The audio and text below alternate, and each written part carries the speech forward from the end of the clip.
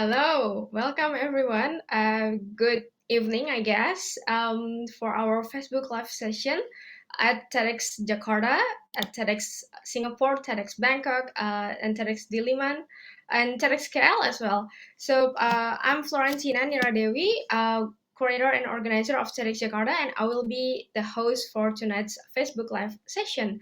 Um, First of all, I will introduce about TEDx Studio campaign that we have together, 5 cities. So we have a campaign together using TEDx Studio license called as Imagine Next, supported by Glenfiddich. If you interested in Imagine Next and what is the theme about and about each of the local theme for TEDx Singapore, TEDx Jakarta, TEDx Bangkok, and TEDx Diliman and TEDx KL, head over to www.glenfiddichimaginenext.com and you can see all of our talks, our studio talks. We have 2 speakers each for each of the TEDx. And tonight we will have 3 speakers from TEDx Diliman, TEDx Singapore, and TEDx Bangkok. And we also have each of the curator from each TEDx. There's Jigo Alampai from TEDx Diliman, Piria and from TEDx Bangkok, Daniel Lim from TEDx Cal, and Vivian from TEDx Singapore, and also myself, Florentina from TEDx Jakarta. So first, we're gonna have Dawn from TEDx Singapore. So I will over to Vivian. Vivian, please introduce Dawn. Who is Dawn Ko? And you know, so we're gonna have questions for Dawn, and we're gonna have for from TEDx Bangkok, Nathanan, and also from TEDx Diliman as well. But he will join later. And audience here, feel free to add your questions on the chat box. Vivian, over to you. Yes, and just before we go into the discussion with Dawn, just introducing the rest of the curators from the region. Thank you, Florentina. So like what Florentina have said, this is actually the first time all 5 cities are coming together in this first ever live stream across all the different 5 TEDx communities. So so I'm Vivian, like what Florentina mentioned, from TEDx Singapore. Piri and Jigo, do you want to say hi as well and say hi to the rest of the region? Okay, hi everyone. Sawasdee krab. I'm Priya from TEDx Bangkok, and very nice to meet you and have a wonderful conversation with you again and again. Yes, hi, I'm Jigo from the Philippines. I'm the curator of TEDx Diliman, and we're very, very happy to be part of this regional effort at collaboration. Yeah, selamat petang. I'm Daniel from TEDx KL. This is super exciting.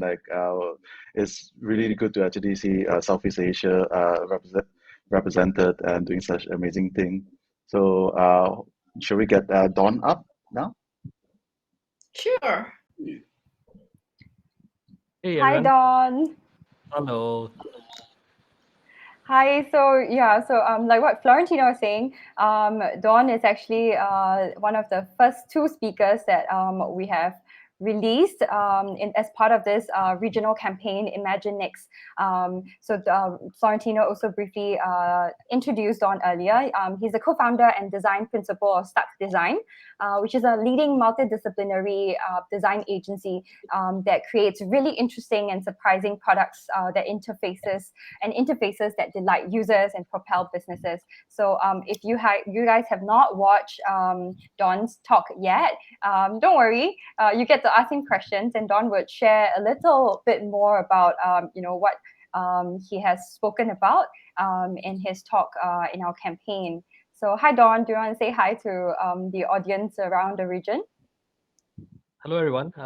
Good to be here, and also thank you all the curators from Southeast Asia for pulling this together. It's kind of quite amazing effort to see this happening. Yeah. So yeah, starting the ball rolling, we're putting you in the spot first, right, and asking questions. Yeah. So, for all those that's tuning in live on all 5 cities Facebook pages, please feel free, to ask Dawn questions, ask any of the speakers questions, or if it's about our campaign as well, just drop them in the comment section. Our volunteers and teams on the Facebook pages will be pushing the questions to us and the speakers as well. Yeah. So, Dawn, you spoke about the title of your talk is how good design can impact our future and specifically the post-pandemic future. So I know we spoke a lot at length when we were recording your talk. Can you just share a summarized version of what you shared with the community? Just a short version of how good design can impact, our future. Just one of the examples, perhaps. Sure. Well, I really have to think on my feet here. So, um, I think design is always about improving lives, right? And if we anchor our design or innovation work um, in the roots of trying to make things people love, right, or make life actually better, as much as cliche as that sounds, then I think we are essentially contributing to um, change that will um, improve the well-being of people. Uh, I mean, that said, designers, we also have our blind spots. So what we think might be good for the world may not necessarily be that good. So that's why design, I guess, it's it's an important type of ingredient, I think, in change, right? It's also potent, and I think on some level also dangerous. Yeah. So I mean, in short, that's kind of like what I can recall. We try our best, right, to remind ourselves as designers to anchor on key principles that we know will always resonate with human beings, that will benefit people, and then as best as that brings us, I think we have a bit of a chance, right, to do some kind of good work. Maybe you want to share and describe. I think one of the most memorable designs that you mentioned was the bubble making machine, the hand sanitizer machine, and the sliding door. Do you want to just briefly describe to the audience, about what was that design about and what your team did? Sorry. Yeah, can you please? Okay, sorry, sorry about that. It's Yeah. okay. Okay, yeah, sorry, it's a BBC It's, moment. it's But anyway, okay. so you're saying that talking about the different products that we've done. Yes. Well, in a short summary, right?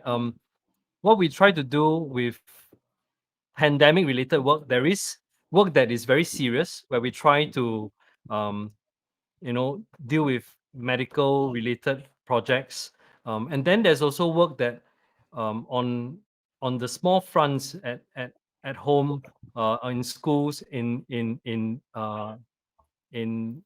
less severe circumstance, we can use design to improve small little moments so that we don't really just bow down entirely to the pandemic. Yes, on one hand we're trying to deal with actual suffering, right? On the other hand, I think in small ways, just as much as saying like, let's not have the pandemic cause us to stick really ugly stickers all over our landscape, right? Can we replace this with plants instead, so that there is some uh, um, positive things that we can do, even when we have to deal with a crisis. I think generally that's the mixture of things that we do. I think Vivian, you alluded to things like the lift button or the sliding door that we were working on. These things were around how do we um, in the face of things becoming more and more contactless and more cold, right? Can we introduce revisit some elements of tangibility, tactility? So it's not just that you know it's important for the button to be tactile, to move when your hand hasn't touched it yet, but it also brings in a bit of that magic, right? I think that is Yeah. sometimes um, a good little twist, right? In a situation where everything is gloom. So I mean, when we do this work, we are quite careful not to downplay the kind of difficulties that others are going through, right? The suffering is real, the difficulties are real, right? But what we're just saying that, hey, in small ways, we can also make things a little bit brighter. I Yeah, got but a yeah. question. Oh, sorry, go ahead. No, Daniel, go ahead. Go ahead. Yes. I have a question. Like, what do you think would be some of the design trends that will actually stay, or what will be flat like post-COVID? Actually, like once hopefully things will be clear soon. Like, do you think like certain trends will stay in terms of design, or certain trends will just fade away? I think if you're talking about, Daniel, if you're talking about the trends of um, distancing, right? If that's the short trends that you're talking about, or being more cautious, um, I think these aren't exactly the kind of lasting trends, and therefore human beings will keep fighting against it, right? Because we want to bond, right? We want to interact with each other. So I think those timeless needs, like needing to connect, needing to interact, needing to learn, needing to have fun, will be the trends that have been from day one, be way before the pandemic, all the way till after and beyond. So uh, I think what we will see is if physical, or rather if the safety factor is starting to be okay, be better, then I think we'll see actually the trend of certainly the trend of all these things that human beings have desired all the while starting to push back against the restrictions that we have. Now another thing that will happen is with a pandemic like that, we probably are never the same again, even though many parts of human beings are still very much the same. um, we will never be exactly the same again.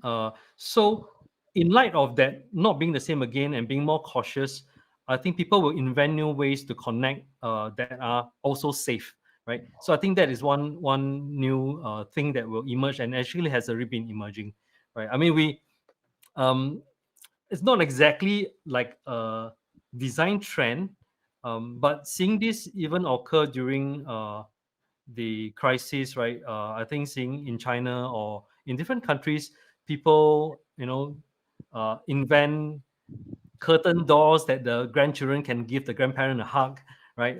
Even if it's kind of very makeshift, it's already pointing at the nascent stage of things like that, where how do you be safe but still connect, right? It's not, it's more like a knee-jerk reaction, but I think objects that are more acceptable in our mainstream life would start to take such form also. Hope that answers the question. Then, yeah. Yes, it does actually. I got some question, Yes, Don. Priya. Mhm. Yeah. I always like at my designer about the mindset of like a user centric, and when they design something, they always like start with empathizing the user, right? And Mm. but somehow, when talking about design, people actually like luxury things like furnitures and fashion and Yeah. cool stuff. But I wondering in this pandemic period, who is the user, or the audience that we designer or like creative people neglect them, or don't give them as much as effort that we could to help them to go through this pandemic. Is there any particular user that we think you think we should focus more? I find that a very inspiring question, because when we use the word user, oftentimes in business uh, or in design, right? We usually mean someone who's paying something, right? And that's why it's called a user. So I think design and designers actually really need to start to think through, what is human centered instead of user centered, right? Because user centered is really just about getting to make sure your customers are happy, right? And I know we can't be naive to say that, like, let's do just everything that's entirely for good, and we don't have to maintain a business that works, right? Because to continue to do the good work, you need to kind of have a sustainable business model, right? So I think it's it's often that awareness that needs to be brought to mind, right? When as designers operate, they need to try to operate for the good of humanity, not just for the sake of pleasing the user. And sometimes we may even need to decide that what might please the user might not be really good for humanity, and we might need to choose not to do that, right? And I think that's really difficult for designers, to be honest, unless you are your own boss, right? Because in a corporation, there's a lot of pressure to deliver to make the users happy and then your company happy. So I think therefore it starts from individual designers. It also starts from leadership. So if companies can position themselves, to um, on some level be a bit more opinionated about what should come into the world and be a bit more like gatekeepers, I think we will improve. But yeah, so definitely from a design discussion standpoint, um, I think more people should start to use the term human-centered or humanity-centered or even life-centered. So, we also worry about the monkey, right? What I mean is this, that not just people, right? There's more responsibility in that. Yeah, but when I say this, I don't say this in a way that we are uh, able to do it well, right? I think designers or businesses all face the same struggle of surviving and thriving, right? So we are also faced with the same kind of dilemma. I think that the important thing is whether that element is even brought to mind and brought as attention at all. Yeah. Yeah. I love the life-centered design. So go ahead, Gigo. Yeah. No, I was just wondering whether, as a designer, what the effect of the pandemic has been on your practice. Was it constraining, or did it in fact prove to be liberating, in the sense that you were forced to think about new ideas or new ways of presenting it? Because there's two ways of looking at the pandemic. One is that you're confined in your place, right? Or but on the other hand, you have all this time now to be alone and to to really work on your craft. So I was wondering whether you know how the pandemic has affected your practice as a designer. Hmm. Jigo, I think when you ask this, it sounds like um, uh, you know, even in your work, maybe there's some new exciting things that go on because of all this change, right? So I think it's quite many people experience this, and for designers especially, because design or innovation actually thrives on change. When things change, then there's more things to work on. So it is somewhat a very stimulating time, because when change occurs and a lot of things don't catch up with that change, you start to see a lot of places where you can meet needs, right? Because you see the gap, right? Oftentimes, design or rather creativity or innovation is about being able to notice the gaps, right? Notice the gaps, and you can act on it. So in a time like a pandemic, the gaps are very obvious, right? And so everyone is stimulated. In fact, I think we work a lot more than before. Now the only thing is, how do you overcome then the hurdles of working a little bit apart from your colleagues? When you're in person, you can, you know, glance over and see what's going on. You know whether you should kind of like poke that guy or not, right? Just to say hi, right? Over the screen, you never know. You can't really um, assess all the body language or how that person looks busy or not. So I think there's some changes to actual working, um, which we have to be careful about. Especially, I think for us, for our teammates, if we're talking about the younger ones, uh, I think they thrive or they grow a lot from just being in and around people and then observing what goes on. Right now that they are expected to be alone and then connecting intentionally when only needed, I think a lot of that peripheral kind of learning is probably missing. So yeah, so then I guess another opportunity to design for, how do you bring that back? um, Thank you so much, Don. So we had questions from our each of our curator from TEDx Singapore, Bangkok, TEDx Diliman, and TEDx KL as well. So thank you so much, Don, for you know uh, being here and ready to be questioned by us. So guys, you can watch Don Koff TEDx talk. You can head over to glenfiddigimaginenext.com, or you can go to TEDx Talk YouTube channel and type Donko. So next we have Very much. Nathanon. Thank you very much, man. Thank you so much, Thank you very Don. much. Thank Thank you. you. You're welcome. Thank you.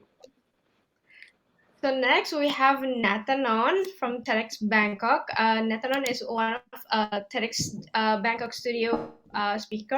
He is co-founder and editor-in-chief of spacesets.co. Pardon if there's any wrong spelling or anything. Please correct me later.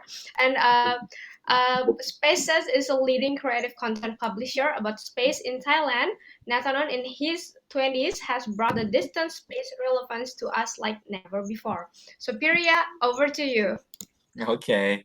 Hi, Nathanon. Hi. Since our talk in the TEDx studio this time is in Thai because we want Okay. to bring you ideas to the local communities. But right now, could you share a little bit about what we just had a conversation in that day about how a space like a very far away things and Okay. and you might be, I think, the youngest person in this room, right? But your passion is about the oldest thing in this universe, which is the space and universe itself. So, can you tell us a little bit about how the space could affect our life? So I was born as a skeptic child back then, because I love to observe things around me and try to explain how the things around me come to its place.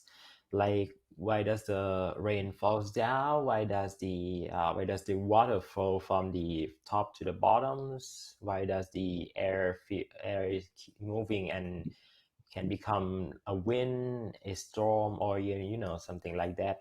But my biggest curiosity when I was a kid was about space. I wonder, what if we could like travel among the stars, and what if we could like go and settle on another planet. And that's how my curiosity as a kid brought up. And I started to write a blog about space, about the spacecraft missions, the New Horizon missions back then in 2015. The spacecraft that went to planet Pluto. And my blog back then, when I was like 15 or 16, I'm not sure, but the blog went very viral. And and I just keep doing things I love. And then in my 18, I co-found a website called spaceth.co. And that's the story about how come I create the website spaceth.co, from my passion back then when I was a kid. Just a simple reasoning that I really enjoy search into the unknown, like searching into the things that I wanted to know how it worked, how the things around me, how the physical world really work. And when I get the answer, I really enjoying exploring into more and more and more answer that can comes in the future. I see. And when I told your stories and your background with our teams here, they are so like stunning about one of your work. So you told me about the project that you basically put a song into a DNA and send it into the space. So we found it quite cool and quite confusing. So can you tell us more about that project, messy project, right? Okay, sure. So the project that Piria mentioned, the name of the project is Messe, Messe. So it's come from the full name of it as the molecular encoded storage for space exploration. So we learn in high school or in the primary school, right, that our body and our life come from a molecule called the DNA. So DNA basically contain the information about ourselves, like information about life, like why I have black hair, why I have yellow skin, why I have this kind of a shape here. It's all contained in the DNA. So we can consider that DNA is a the data storage of life, and not just about my life or your life.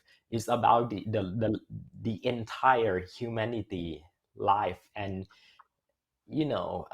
that's mean the DNA, the only single gram of DNA can contain like thousands terabyte of data, which is a lot bigger than the entire data center or the entire hard disk on Earth.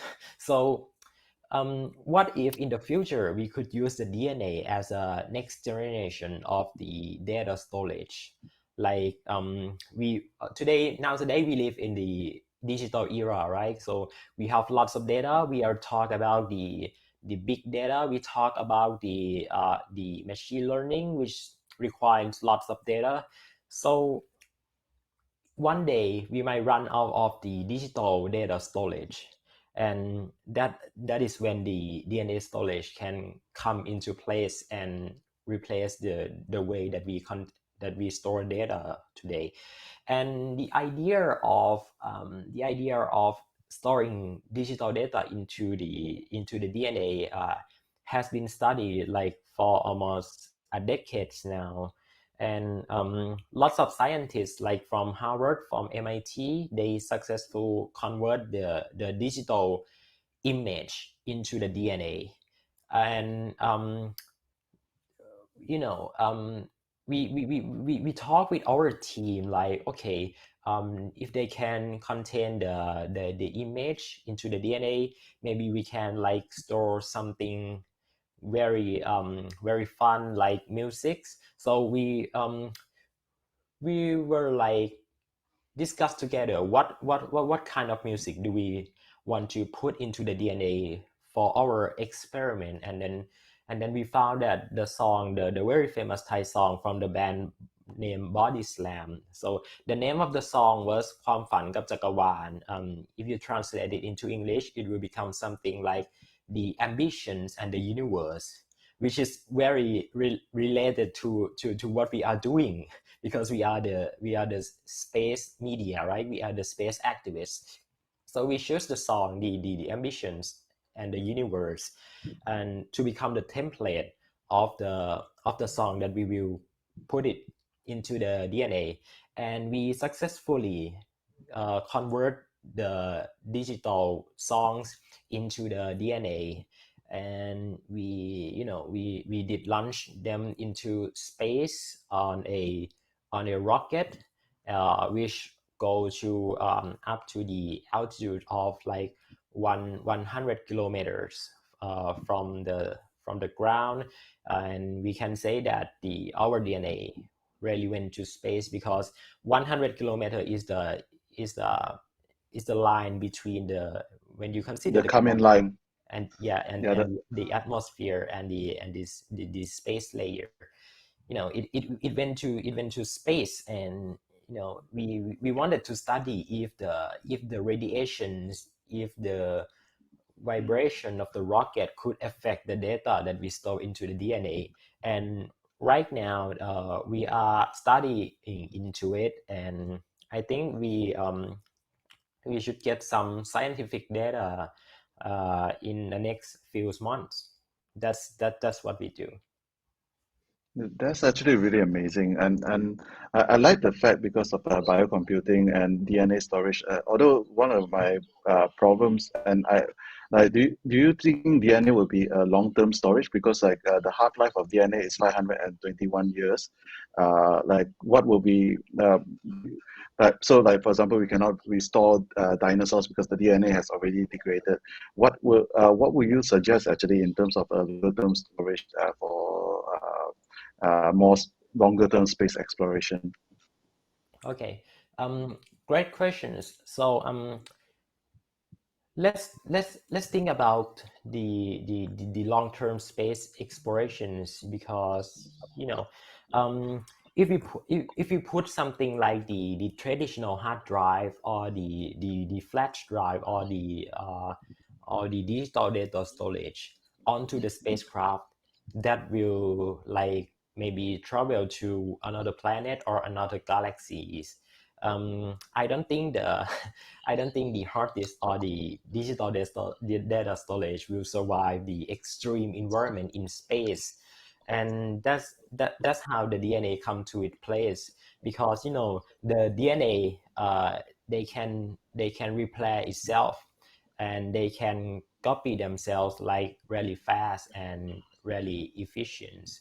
So when we talk about when we talk about the DNA storage, we did not talk about the single set of data, but we talk about like thousands, like millions set of data that copying itself into, you know, maybe another form of life like bacteria or something like that.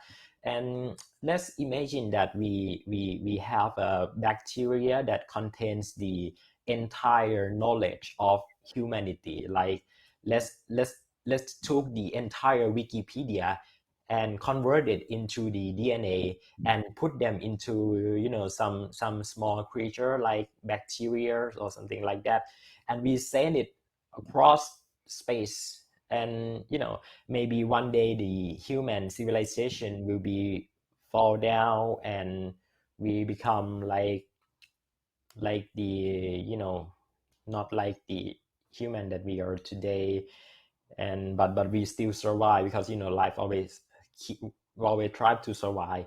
And when one day when we discover that, oh, there is some patterns inside the bacteria that we know, and we re-engineer it, we re-engineer the code that inside the bacteria, in the DNA of the bacteria, we will find the entire knowledge of humanity.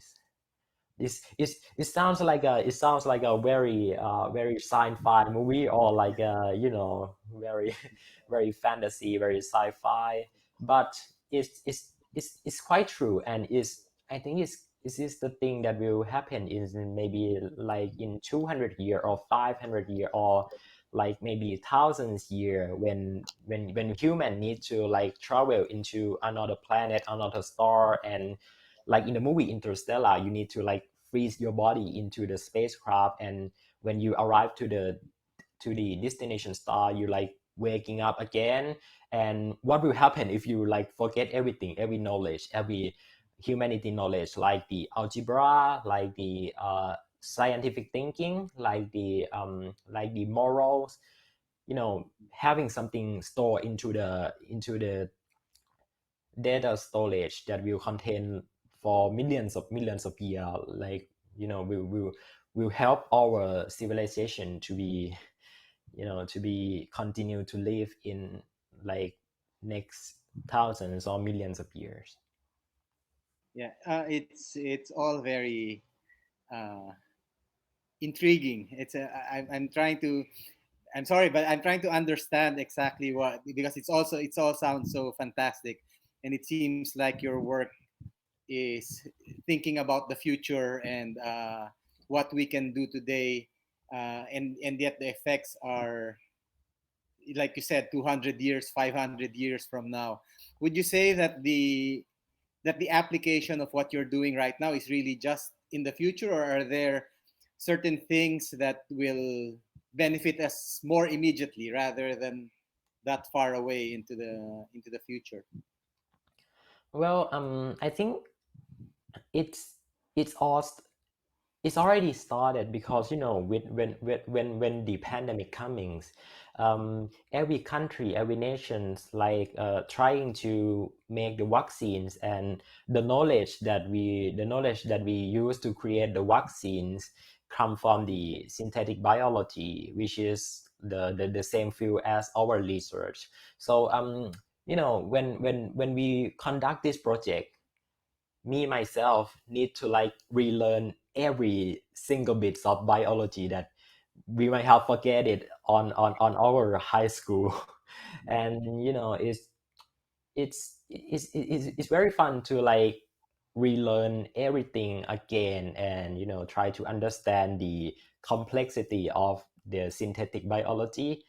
And that is very fun, and that is very inspiring at the same time, because you can see how the synthetic biology really changed the world by having us to create the vaccine to fight with the COVID situation around the globe.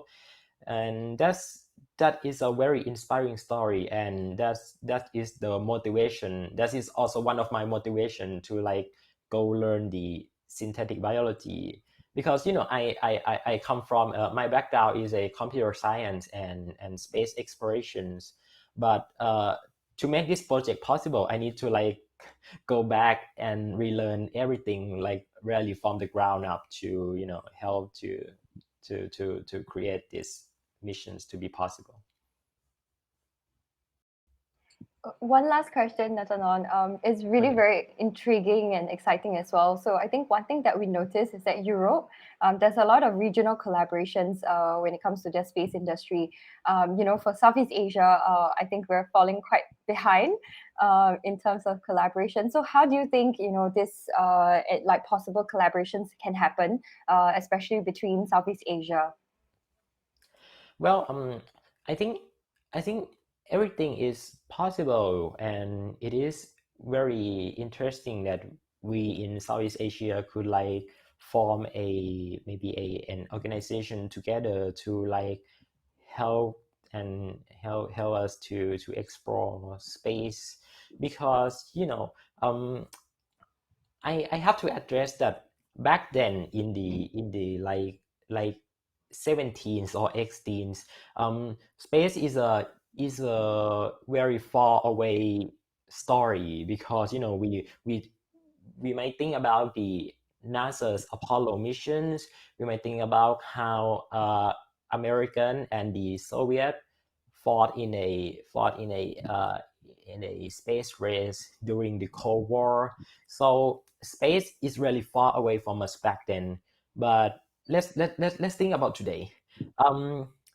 The Messi project itself, half of the researcher in the missions are high school students. Half of them are high school student, and I am only 22.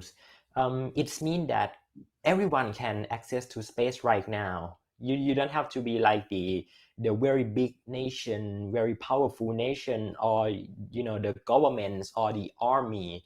You can be anyone that really interest into space and really want to explore into them.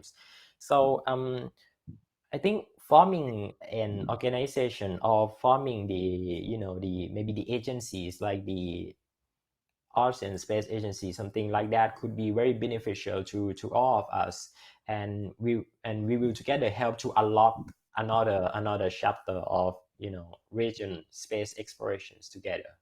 It's a very great idea, and I wish it happens. Wow, thank you so much, Natanon, Kon Natanon. That is incredible. I didn't know that it was all high school students running that project. That's really incredible. And PV, hats off to you. I think it really talks a lot about how imagination can imagine the future of a nation, right? And this is incredible. So for the audience, if you want to listen to the full version of what Kon Natanon has shared, same thing, it's available, it's really out live on our Glenfiddich Imaginex website. You get to hear it, the full version of what he shared. And there's an extended version as well with subtitles, so that the region can also listen to Natanon's idea as well. Thank you so much. Thank you. Thank you. Okay, Florentina, who do we have next? Okay, so thank you, Nathanan.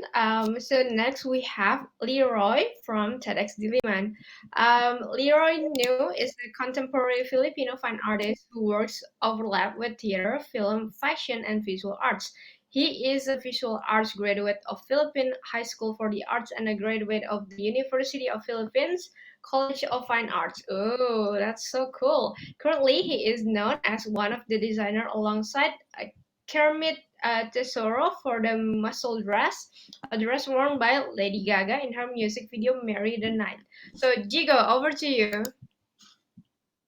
Yeah, I should also add that Leroy has been a speaker for TEDx Diliman before, and he designed our stage, which was featured by TED as one of the best stage designs in the world in one of their posts before. Um, Oh, it's so cool. Kudos to you. so, I guess to just to get things started, Leroy, perhaps you can talk a little about your the work you do. Leroy was a because Leroy was a sculptor major in the College of Fine Arts, but he's better known these days as a street artist here in the Philippines. So, Leroy. Yes. Yeah, my background is in fine arts, but because of the different people that I've worked with, I've ended up doing production design for film, a lot of public art projects. I've worked with various performance artists, movers, theater makers, in the form of wearable pieces and stage pieces. But primarily, I do design spaces, and recently I incorporate these interactive semi-architectural spaces with practical systems, like agricultural systems, for example, and amongst other things. Yeah. Yeah. Perhaps can you tell us a little bit about how you became a street artist? At TEDx Diliman before you spoke about how you started with street art precisely because you felt that the art system wasn't responding to your needs. Yeah, I mean, it was a natural decision for me to meet my audience halfway. Early on, as art students, we realized that the Philippines is not necessarily people who enlighten themselves in art sanctioned spaces like galleries or museums. So, me and my friends who had a hard time getting into these same existing art sanctioned spaces took our to the streets. We explored ideas of art structural interventions in public spaces, disrupting the routine of the inhabitants of a particular site. So we basically just created our own demand as well. We realized that there was so much space to be able to present your work in, and hopefully be able to create a localized way for experiencing creative ideas. And it's since evolved to doing guerrilla performances with performance artist collaborators, um, creating functional sculptural structures that are models for that operate on a practical level, like providing something as simple as providing protection or shade to multi to acting as spaces for different forms of human interaction. And now I'm shifting towards providing practical solutions um, via my exploration in reusing discards as the structural material, as well as collaborating with different specialists on how to activate these interactive spaces with viable solutions towards maybe growing food and all these other things. Um, has the pandemic made it more difficult for you to do your art? Um, I harness artistic and design techniques and strategies with my work. So as mentioned before by Don,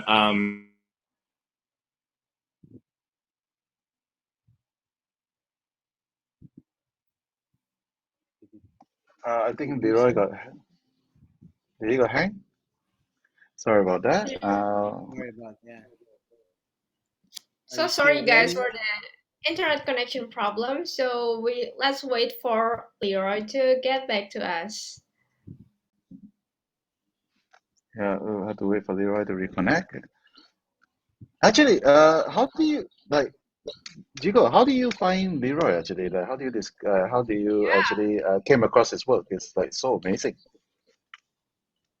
Yeah, well, we as some of you are aware, I run a nonprofit, an arts nonprofit, and we work with different artists and writers to produce exhibitions and also children's books as a means of talking about issues and also bringing art closer to the people. So Leroy actually is one of the youngest artists to receive one of the major awards here in the country.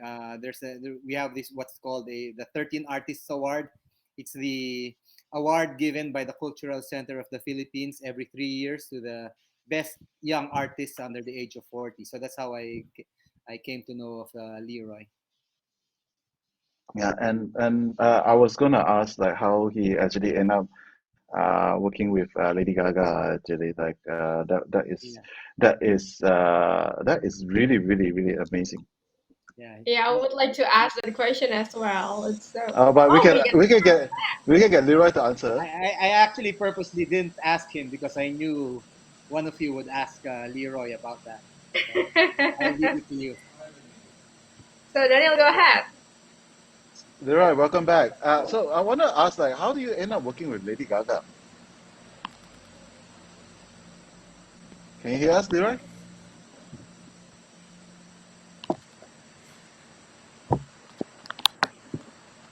Hey Leroy, can you hear us? I think Hey I said Leroy.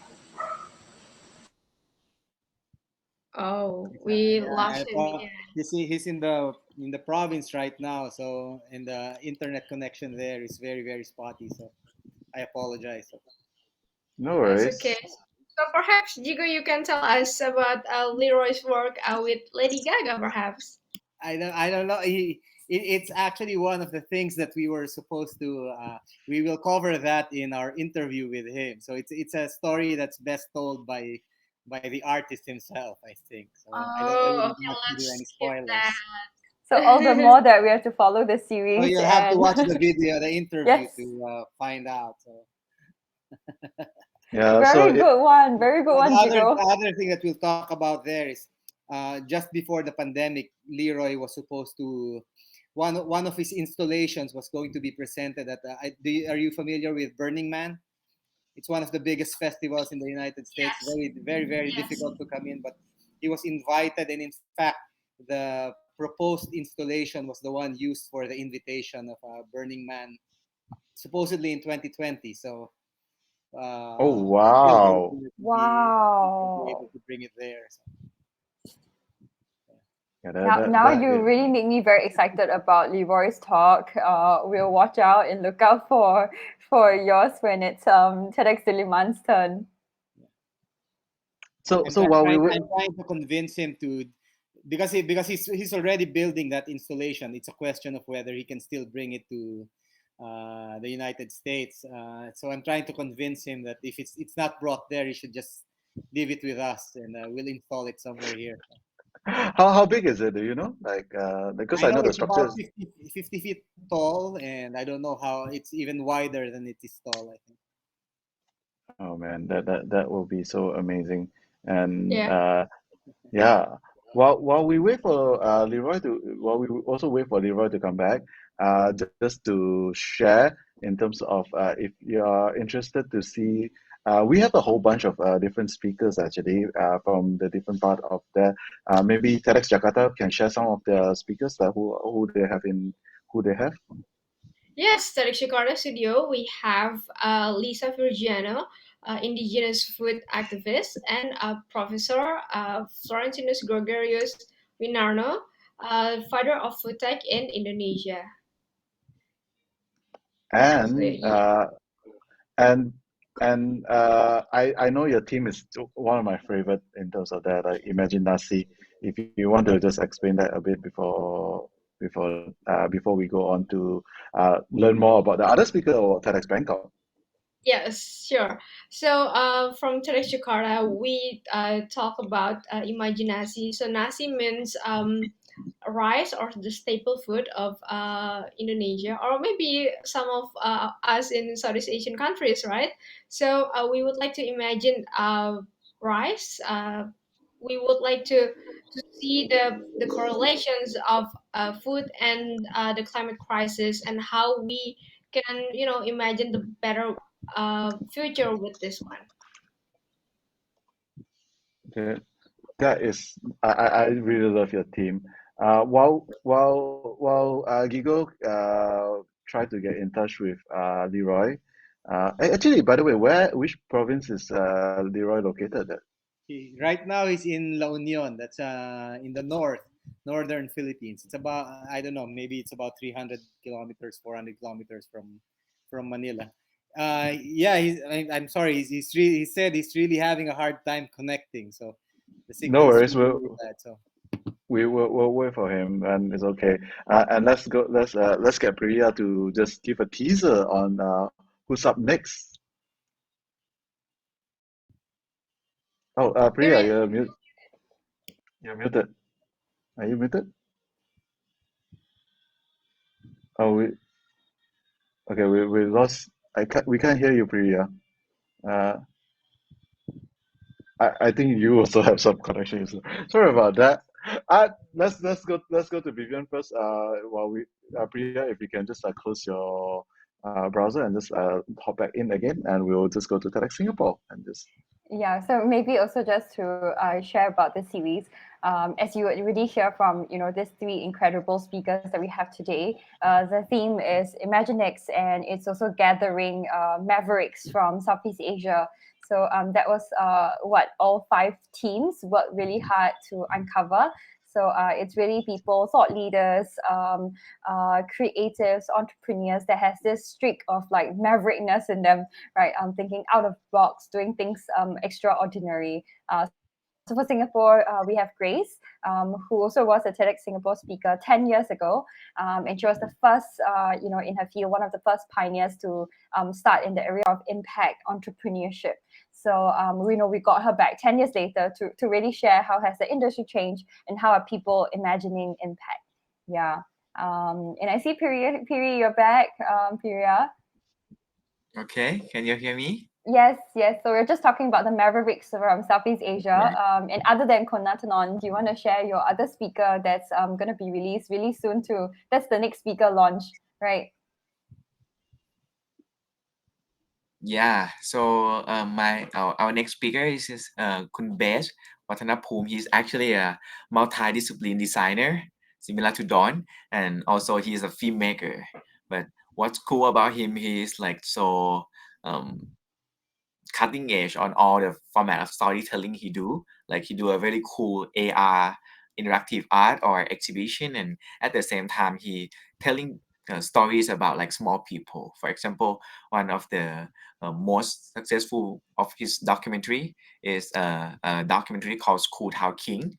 So he basically follow a rapper, children, a rapper kid in a slum in the middle of Bangkok. So that kid happened to be one of our TEDx Youth Bangkok speakers. So I actually met him during his filming the the subject. So we found it's quite interesting to talk about him on his perspective on the impact of storytelling on speakers. And to talk about our theme, imagination.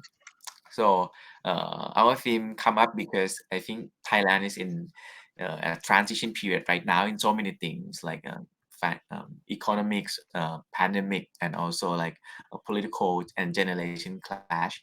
So we not only want to talk about the problems here, but we want to talk about how could we imagine the future together and using technology, using art, using a lot of things that we had to find the new narrative and the future ahead of us. Yeah, that's our theme. And I guess I have to talk about TEDx KL, of course. Yeah, so Back to we went Vivian. with. Oh, Then okay. Do you want to go first? Actually, we can. Sure. Yeah. Yeah. So in for us, it's Imagine Culture. Uh, it connects to the work that we do with Canvas, because Canvas is a nonprofit I lead that works with artists that I mentioned a while ago. So the theme that we chose was Imagine Culture, because we've found that trying to under it's a continuing question, especially for the Philippines, but we imagine also for the rest of the world, especially given the pandemic. How has it affected our culture? With the Philippines, particularly where we have a lot of diaspora, and there are questions of connections, questions of impact on families, and then on the broader level, we have these big issues coming up like climate change and human rights, and we've always felt that artists and photographers, because one of our other speaker aside from Leroy is VJ Villafranca, who is also a storyteller, but he tells stories through his camera. He's a photojournalist. So that's the theme that explores how we can tell stories about our culture, and hopefully it's something that resonates as well with the rest of the region. Thank you very much. so TEDx Cal, over to you, Daniel. And so, TEDxKL, we are talking about Imagine Action in terms of idea. I think that ideas are are cheap, but putting it into action like will have a lot of amazing impact. I think uh, Natanon was that is just amazing hearing his story. So we have Cheryl Go, who is actually the founding CMO, and also she's the head of sustainability for Grab. And she's talking about how you can actually be an internal activist and do good in a company, especially like a company like Grab that allows impacts so many lives. And actually, one of the stories was the fact that they were training a Grab driver to be a data scientist, and so far they have done one positively, and that was like truly inspiring for me. And next we have Nicole David, who is the former world number one uh, squash player, and she hailed from Penang, and she squash is one of those thing that is not an Olympic sport, but she's recently being recognized by the Laureus Award as one of the greatest athlete around the world. And it's really about like the fact that when you become world number one, no, there's no rule books basically, so you have to learn how to have the tenacity and the mindset about it. And yeah, Nico is really truly amazing individual, knowing that when what she wanted at a very young age. So back to you guys. Thank you so much, guys. So we cannot have Leroy back due to internet connection. So we're gonna just close the session. So thank you to TEDx Singapore, TEDx Diliman, TEDx Bangkok, TEDx KKL, and also myself, TEDx Jakarta, Florentina. So we're gonna have two other TEDx that will be release their video, TEDx Jakarta next week and TEDx Diliman the week after in June.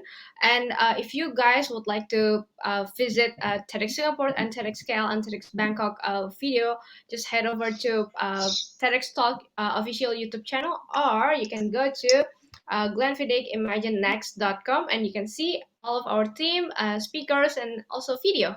So thank you, and hope to see you again, guys. Bye bye.